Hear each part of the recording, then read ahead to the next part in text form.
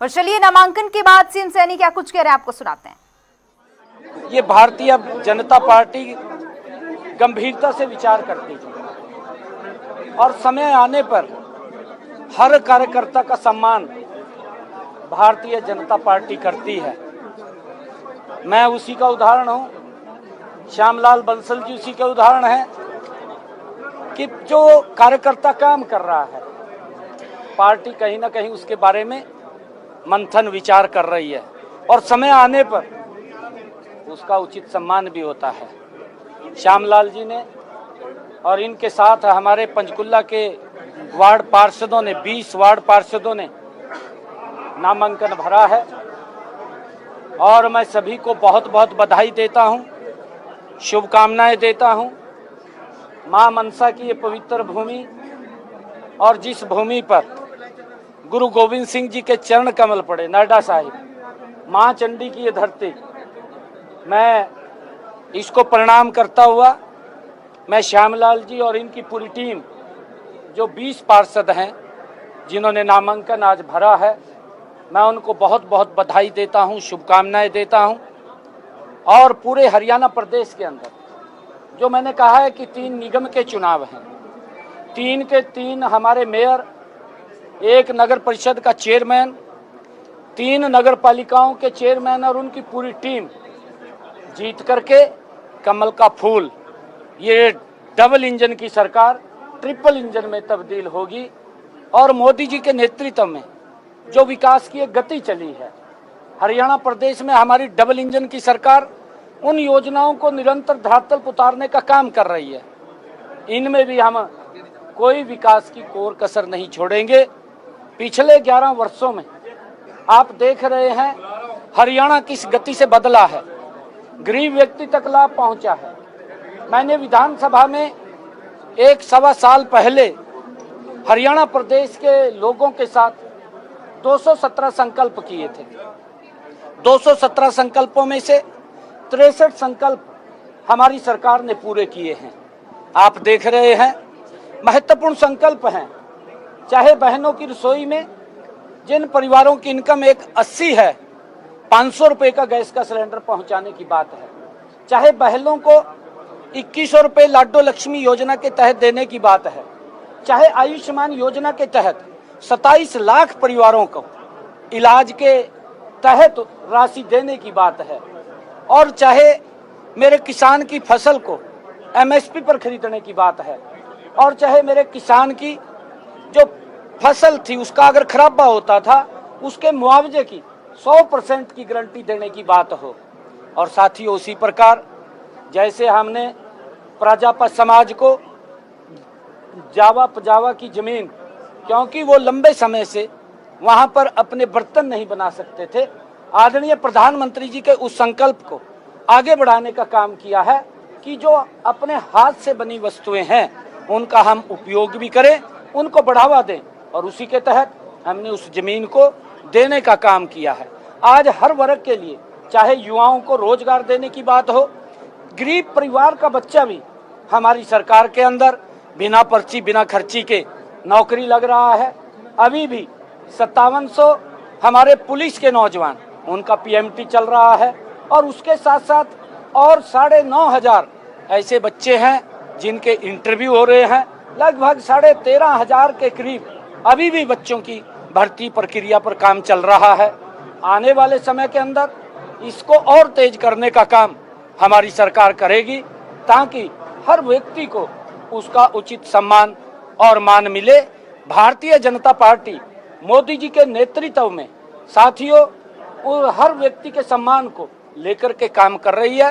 विकास को 3 गुना गति से बढ़ाने की जिम्मेवारी ये हमारी डबल इंजन सरकार की है।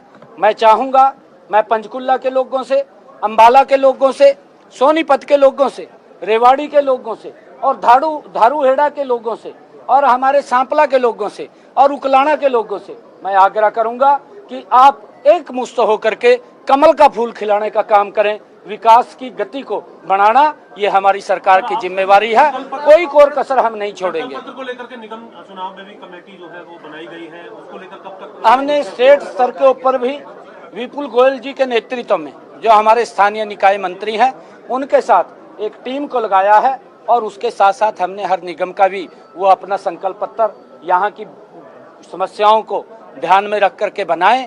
और जैसे मैं अगर पंचकुला की बात करूं, यहाँ पर हमने पिछले 11 वर्षों में अगाध काम करवाए हैं।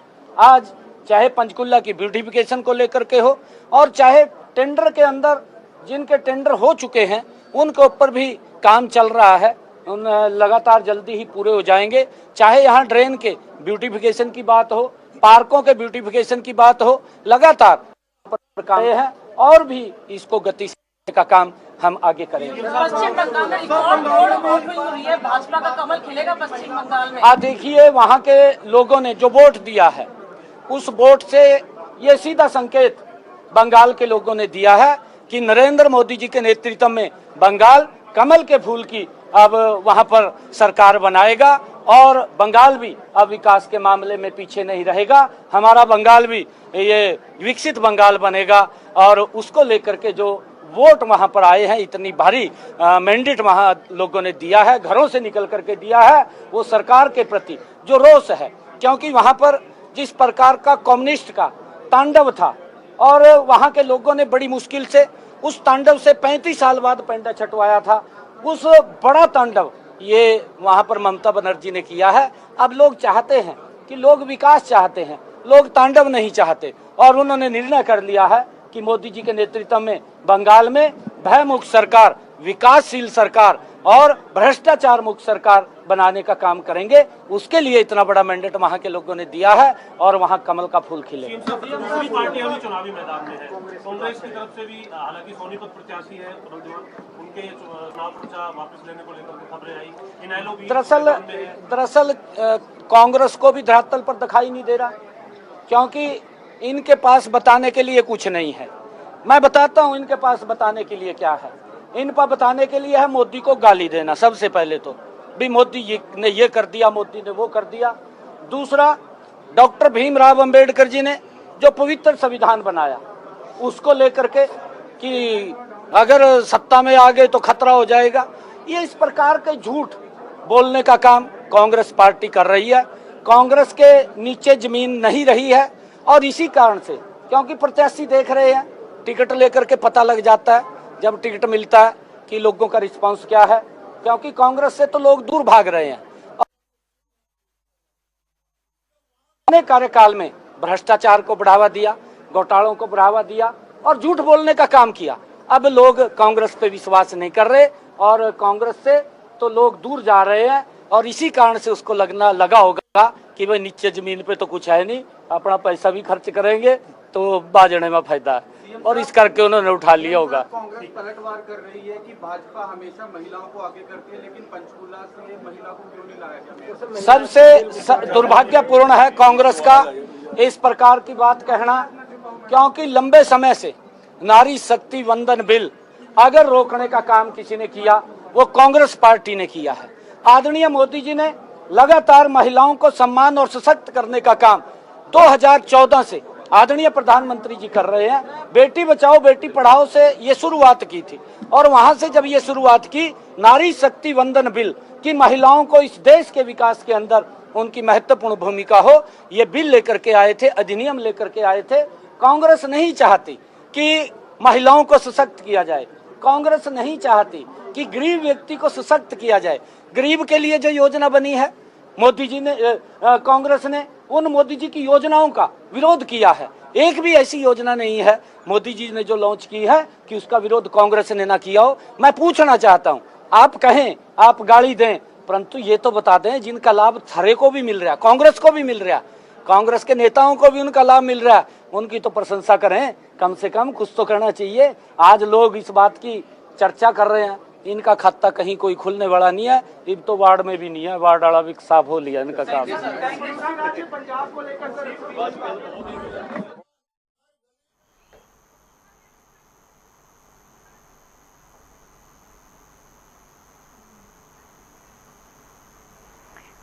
तो सीएम सैनी ने प्रेस से बातचीत करते हुए कांग्रेस पर निशाना साधा और जाहिर तौर पर कहा कि कांग्रेस की जो भी बयानबाजी है वो ना करे, क्योंकि सीएम सैनी की ओर से कांग्रेस पर लगातार वार किया गया।